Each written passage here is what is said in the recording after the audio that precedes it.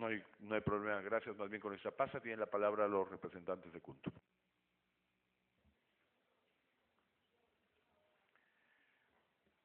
Bueno, muchas gracias. Son, son muchas preguntas, muchos temas. Voy a tratar de sintetizar y de abordar las respuestas por temas. Y el primero de ellos me parecería el más oportuno, el tema de las reservas y el tema de la demanda, que efectivamente es un elemento central en cualquier proyecto de transporte de gas. Como ya, tal vez un poco regresar a la... Ya no, bueno. Como ya mostramos en una de nuestras láminas, hoy día el proyecto cuenta con reservas que las empresas que están haciendo la exploración, Repsol y Petrobras, han anunciado y que están en niveles hoy día de 3 TCFs. El mismo ministro de Energía y Minas, Jorge Merino, ha anunciado también en los medios de comunicación que la empresa Repsol estaría por anunciar 2.5 TCFs de reservas de gas adicionales, lo cual llevarían las reservas a 5.5 TCFs. Ese proceso de exploración continúa. Hay que aclarar que no es un proceso que manejamos nosotros. Cuntur es una empresa que tiene la concesión para hacer el transporte de gas. Las empresas que tienen a su cargo los lotes para hacer el proceso de exploración y de producción de gas que va a alimentar al gasoducto andino son las empresas Petrobras y la empresa Repsol. De manera que es a ellas a quien les toca avanzar en el proceso de desarrollo de reservas. Me permite una interrupción en la materia. Siendo eso cierto, que el tema de exploración y futuro explotación, es decir, extracción del gas, depende de terceras empresas, ¿cómo ustedes pueden aseverar que el 2015 se iniciaría la construcción del gasoducto? Sí, ahí voy a llegar, congresista. Quería también manifestar que la información que tenemos es que el proceso de confirmación de reservas debería culminar hacia finales del año 2013.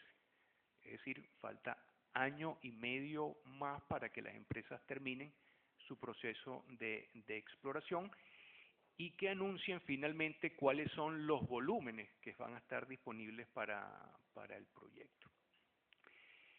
En ese sentido, efectivamente, las fechas que nosotros estamos manejando y que hemos mencionado el día de hoy para inicio del proyecto es un cronograma tentativo, tenemos que decirlo. Nosotros hemos manifestado públicamente que para iniciar la construcción del proyecto, hoy día necesitamos dos elementos centrales. Necesitamos la adenda al contrato de concesión y necesitamos el financiamiento. Y para nosotros poder lograr el financiamiento, necesitamos las reservas. No hay manera que podamos ir a la banca internacional, a los organismos multilaterales, a pedir financiamiento para el proyecto en la medida en que las reservas no estén completamente desarrolladas. Eso es un hecho y así funcionan, hay que decirlo, todos los proyectos de gas en el mundo. No va a haber financiamiento en la medida en que el proceso de desarrollo de gas no esté terminado.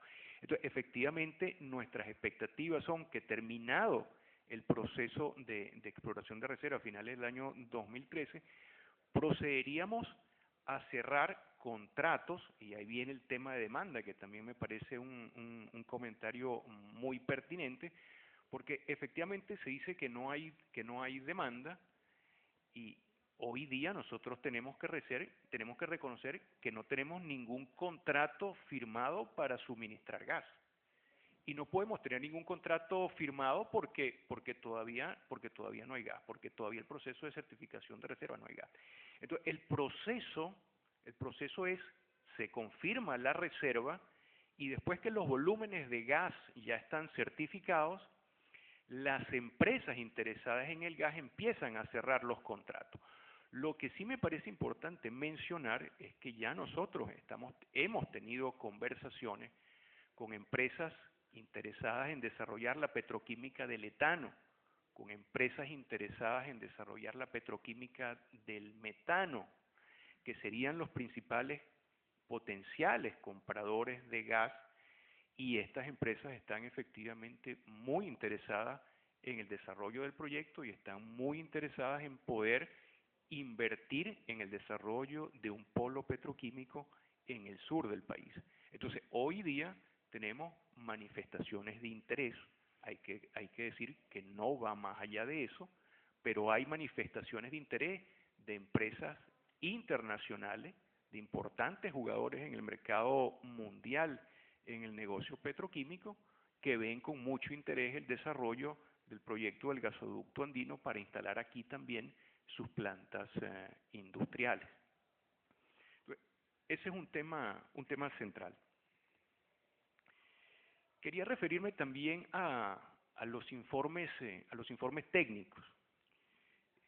Los informes que encargó Petroperú con asistencia de la CAF son informes privados. Nosotros no tenemos acceso a esos informes.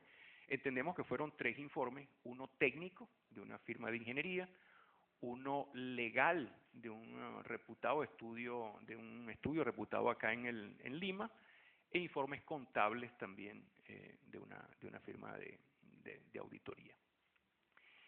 Si bien nosotros no hemos tenido acceso y no tenemos conocimiento del detalle de esos informes, en base a esos informes nosotros recibimos el 14 de junio una propuesta del Ejecutivo Nacional que contenía una oferta para un financiamiento puente y también una propuesta con una participación de Petroperú en la sociedad concesionaria en Cunto. Nuestra conclusión lógica es que si recibimos una propuesta con una oferta de financiamiento de 1.200 millones de dólares y una oferta de participación de Petroperú, es que el contenido de esos informes técnicos, legales y contables fue favorable, porque de otra manera no hubiéramos recibido ninguna propuesta. El tema costos. El tema costos es un elemento central y yo sé que ha generado mucha inquietud. Explicamos que el proyecto ha sufrido un cambio en la conceptualización del proyecto y que ya no se trata de un solo gasoducto, sino que se trata de 2 ductos. Los diámetros han cambiado, hay un ducto adicional, hay ramales adicionales y hay también incrementos de costos asociados al acero. El acero ha subido, como decía, 39%. La mano de obra ha subido también de una manera importante. La mano de obra ha subido 30% desde abril a la fecha. Hay que también decir que los 2 costos más importantes son justamente acero, equipo de compresión y mano de obra. Y hay también, hay que decirlo, costos adicionales que han surgido al momento de desarrollar la ingeniería. Estamos hablando de una traza de más de 1.000 kilómetros y hay complejidades técnicas a lo largo de la traza que implican costos. Cada vez que la traza enfrenta algún tipo de obstáculo, cruces especiales, llaman nuestros ingenieros. Estos cruces especiales es cuando la traza encuentra algún camino, algún río, alguna quebrada, alguna vía férrea que obliga a hacer obras de ingeniería adicionales, obliga a la instalación también de válvulas de seguridad adicionales y que representan mayores costos para el proyecto. Otro elemento importante me parece mencionar y asociado al costo es que hay un poco la idea, es lo que he percibido, de que nosotros a la oferta que recibimos de financiamiento, del préstamo puente por parte del Ejecutivo, quisimos incrementar costos o quisimos condicionar a costos adicionales. Yo debo decir que nosotros recibimos de muy buen agrado la oferta del Ejecutivo y nos comprometimos a que cualquier costo adicional por encima del financiamiento puente ofrecido por el Ejecutivo lo cubríamos y lo financiábamos nosotros. Y que estábamos también dispuestos a tomar el riesgo regulatorio asociado a esos costos. Hay que mencionar acá, y es la forma como funciona la industria del gas en el país, y es que nosotros como empresa concesionaria, nosotros no podemos traspasar al proyecto cualquier costo. Hay un organismo de supervisión en el país, OSINERMIN, que es nuestro regulador, y OSINERMIN, una de las facultades que tiene en su mandato es precisamente auditar los costos de la sociedad concesionaria y aprobar los costos de la sociedad concesionaria para efectos tarifarios. De manera que si nosotros inflamos artificialmente las cifras de costo del proyecto, en definitiva corremos el riesgo de que OSINERMIN nos diga, pues las cifras que ustedes han presentado no corresponden con los costos eficientes para un proyecto de naturaleza similar y en consecuencia lo que aprobamos es un X monto. Nosotros hemos manifestado que nosotros nos sentimos enteramente cómodos con esas disposiciones y que nosotros estamos dispuestos a asumir cualquier riesgo regulatorio en el entendimiento de que los costos que estamos estimando son costos razonables, son costos estudiados. Entonces, eso sí me parece importante mencionarlo, porque efectivamente no hay manera de que nosotros inflemos artificialmente costos y eso es importante. El regulador es en definitiva quien tiene la última palabra en materia de costos y en materia de tarifa en la industria de transporte de gas por ductos en el país.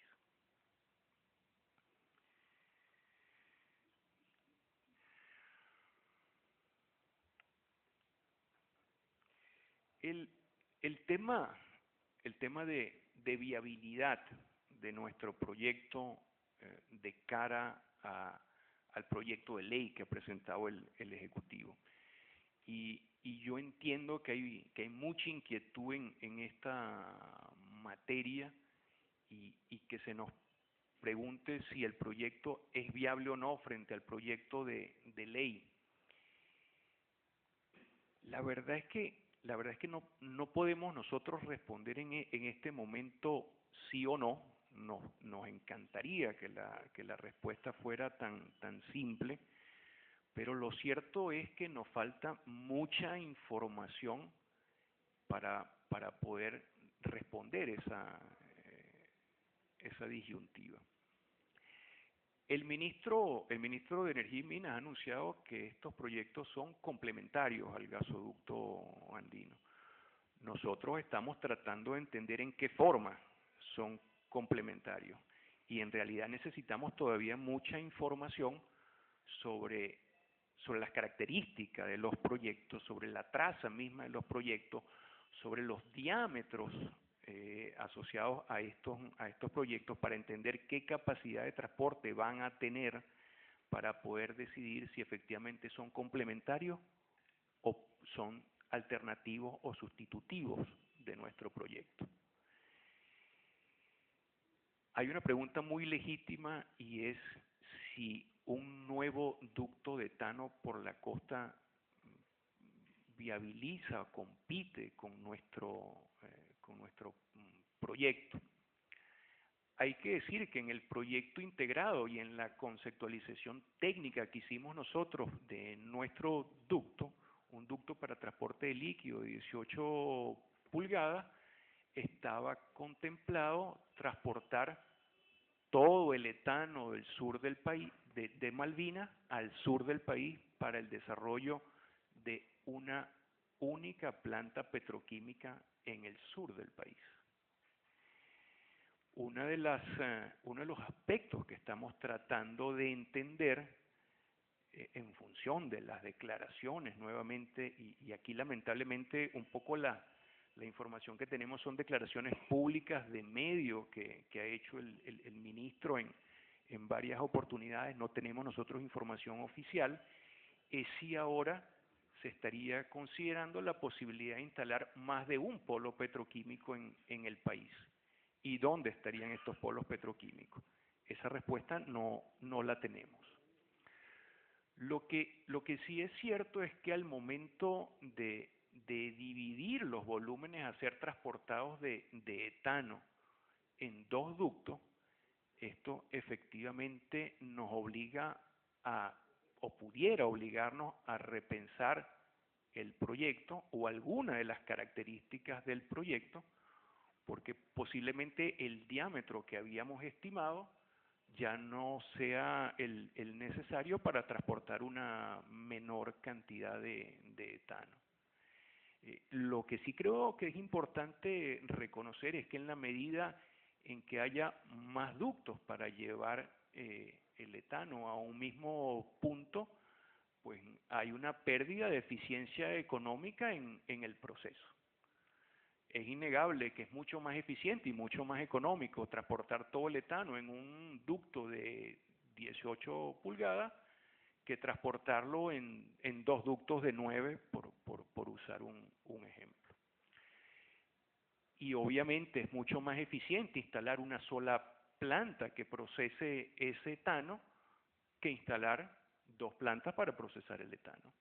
Entonces hay pérdida de eficiencia económica, digamos, asociadas a los diferentes esquemas que pudieran presentarse. Nosotros estamos tratando nuevamente de entender cómo son esos esquemas para poder tomar nosotros decisiones sobre la realización de nuestro proyecto. Entonces nos falta en definitiva mucha información.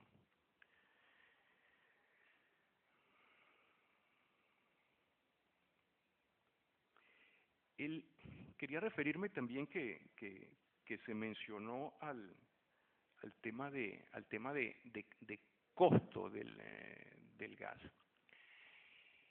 Y nosotros somos unos convencidos, y hay estudios de reputadas firmas de consultoría que así lo muestran, que no hay hoy día en el país un combustible más económico que el gas natural. El resto de las alternativas de diésel, de diésel en el caso de generación termoeléctrica, o de GLP en el caso de uso comercial o domiciliario, son más costosas. Es un hecho que el gas natural en el país está llamado a ser la fuente de energía más económica. Lo que hemos visto en la experiencia del ducto que ha desarrollado TGP es que efectivamente ha habido un proceso importante de migración en el caso de los generadores eléctricos hacia el gas natural, en el caso de los conductores de vehículos hacia el gas natural también vehicular, y en el caso de las industrias también a usar el gas como una fuente de generación térmica. De manera que creo que no hay ningún tipo de duda sobre la conveniencia económica de utilizar el gas como fuente de energía.